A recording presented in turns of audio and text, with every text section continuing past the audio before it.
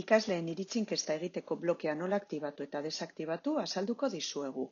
Lehenik eta behin egelara sartuko gara eta ondoren hizkuntza aukeratuko dugu. Nire ikastaroaren artean, inkesta pasatuko dugun ikastaroa aukeratuko dugu. Hor bertan, edizioa botoia aktibatuko dugu. Eta ondoren agertzen dira gehitu blokea erdian eta eskumaldean, gehitzeko ikasleen iritzi inkesta egiteko blokea. Behin sakatuta zerrenda agertzen da eta ikasleen iritziaren inkesta aukeratuko dugu.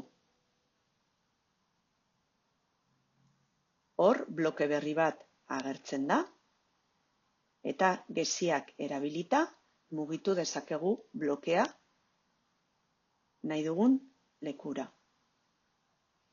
Irakaslea izen abizenekin agertzen da eta hori izango da bere inkesta egiteko blokea.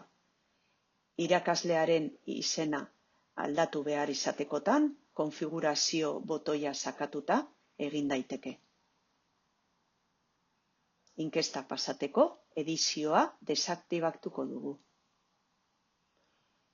Ikasleak sartuta, web bidezko inkesta antzematearen botoia sakatuta egin dezakete.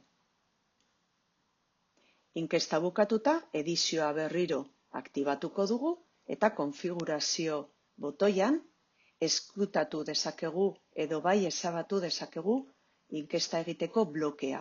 Segun inkesta guztiak bukatuta ditugun, edo ondoren beste inkesta bat egin behar izatekotan. Edizioa desaktibatzen da eta inkesta bukatutzat ematen da.